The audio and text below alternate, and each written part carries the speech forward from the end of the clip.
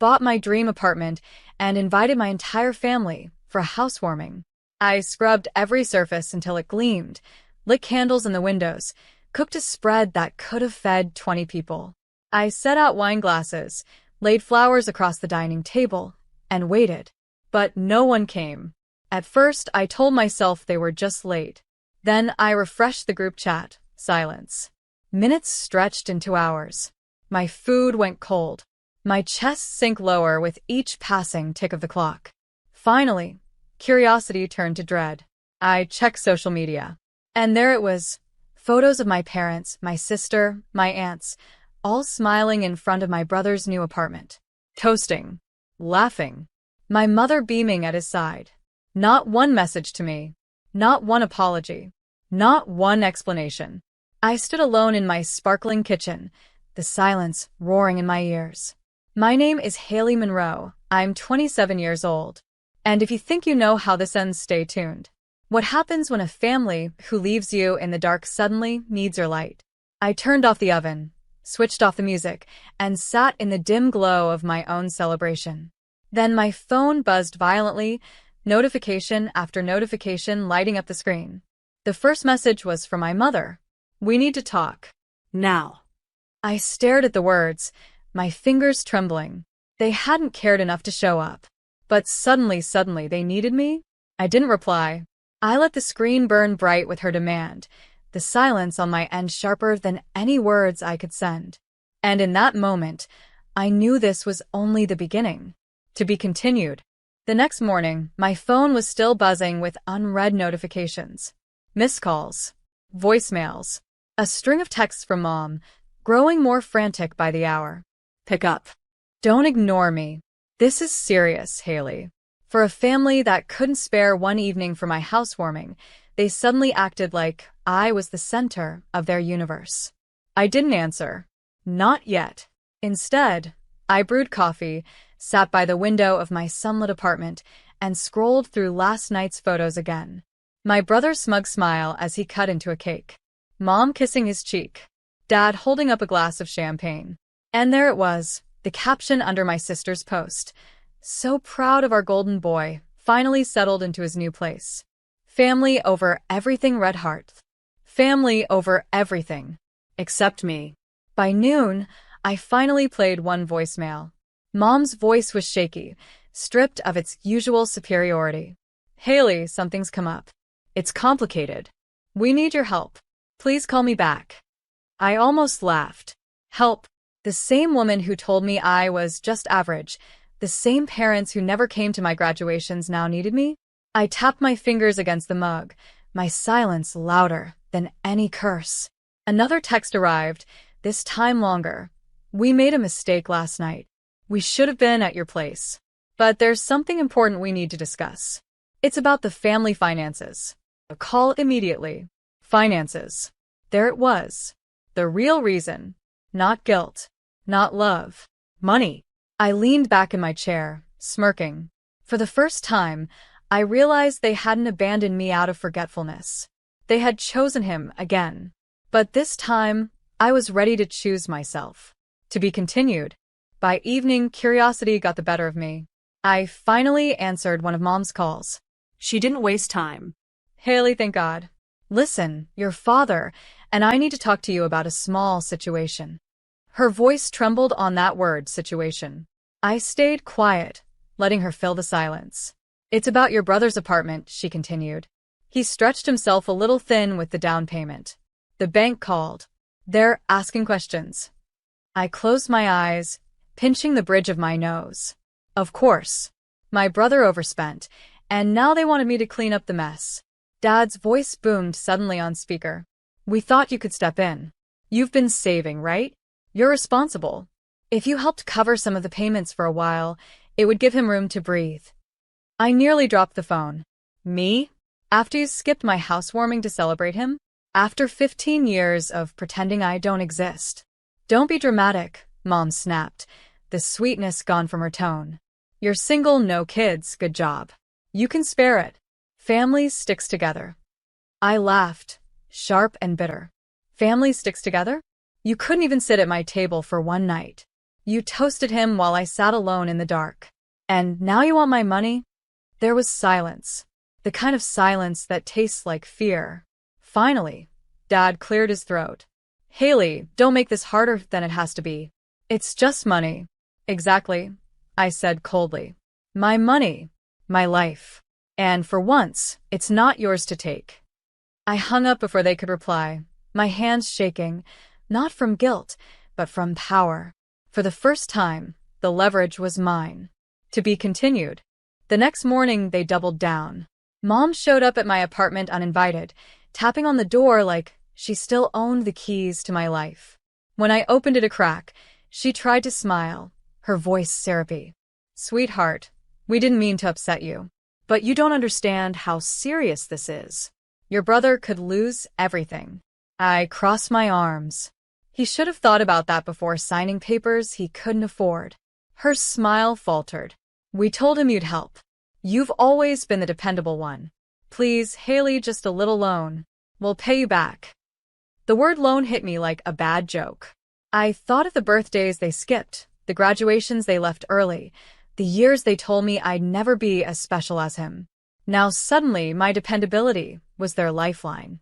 Funny, I said, how I'm dependable when you need money, but invisible when you're celebrating milestones. Behind her, Dad appeared in the hallway, his tone hard. Stop being petty. You owe this family.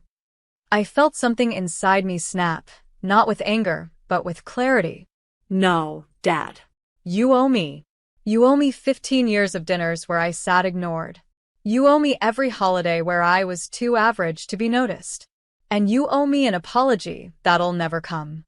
Mom's eyes glistened, but it wasn't guilt. It was fear. She knew I wasn't bending. I opened the door wider, not to welcome them in, but to push them out. The bank's your problem, not mine. Good luck. I closed the door in their faces. The sound of it locking echoed like freedom.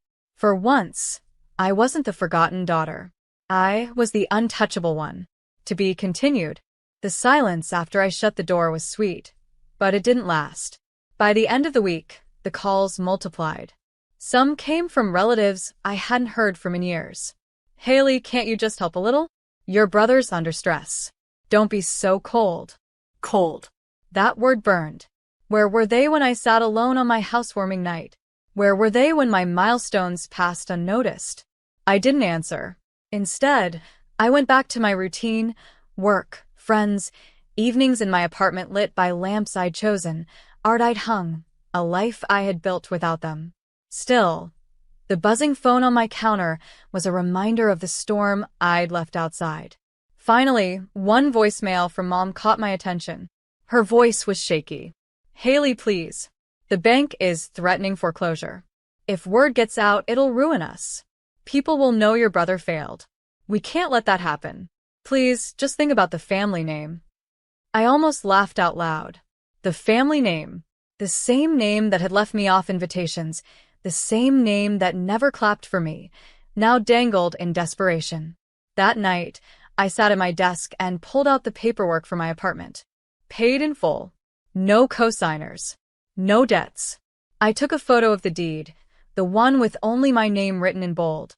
I typed out a caption and saved it, waiting for the right moment. Built this life without anyone's help. Some stories tell themselves. The power wasn't just in refusing them. It was in letting them realize slowly that I had already won. And for the first time, I wanted them to watch me shine without their shadows. To be continued. Easter weekend. The message I'd drafted sat saved on my phone. I hadn't posted it yet, but the temptation grew stronger with every desperate voicemail. On Saturday, my brother himself finally called. His voice was thinner than I remembered, pride chipped away. Haley, I know we've had our differences, but you can't just sit back and watch me lose everything. You're my sister. You're supposed to help. I let his words hang.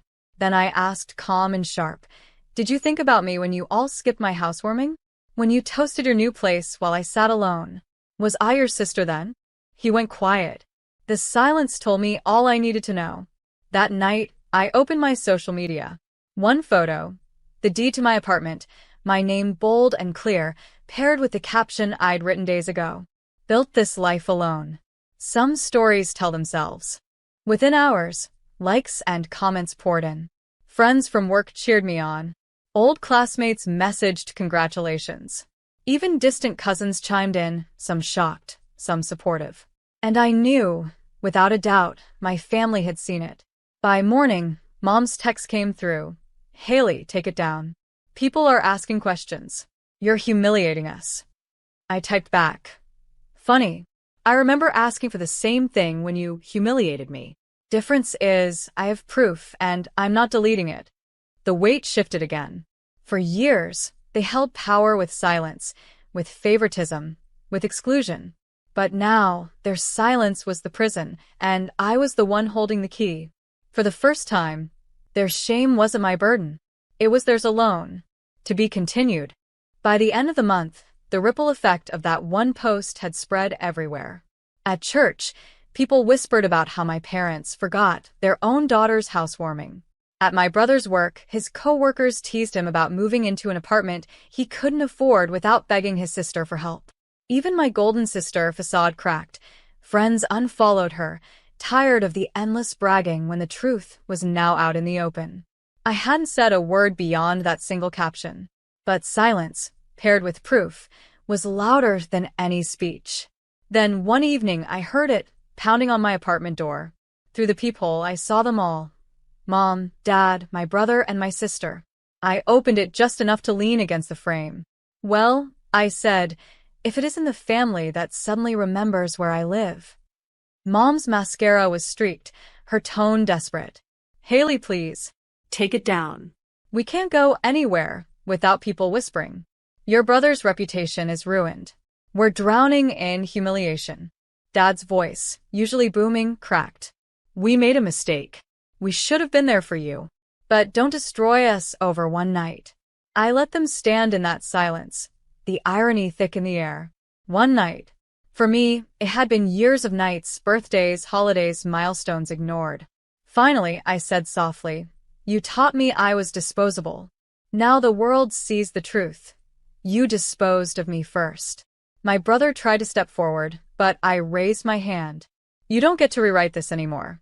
You left me alone once. Now you get to feel it too." Their eyes dropped, heavy with shame, and I shut the door. To be continued. Thanksgiving came again, and for once, I didn't dread it. My apartment glowed with warmth, candles lit, friends gathered, laughter spilling out of the kitchen. The table was full, not just with food but with people who valued me. There were no empty chairs waiting for family who never showed. As we raised our glasses, I felt a peace I hadn't known in years. No performance, no pressure, just belonging. Meanwhile, across town the story was different. A cousin texted me a photo from my parents' house. A sad-looking turkey, burned on the edges, my brother and sister glaring at each other, my parents forcing smiles through silence. The caption read, "It's not the same without you." I didn't reply, because that was the truth. They had built their holidays, their family image, their pride on my silence and my service. And when I stopped showing up, everything they thought was solid collapsed. Later that night, as my friends left and the laughter faded into quiet, I stood by my window overlooking the city lights. My phone buzzed again, a voicemail from Mom, her voice heavy with regret. "Haley, I'm sorry. We should have been there. We lost sight of what mattered. Please call me." But I didn't. Because poetic justice isn't loud. It doesn't need shouting or vengeance. It's the raw turkey on their table, the whispers in their circle, the silence of a daughter who finally chose herself. They wanted me invisible. Instead, I built a life too bright for them to dim. And for the first time, I realized I wasn't the forgotten one. I was the one who walked away whole.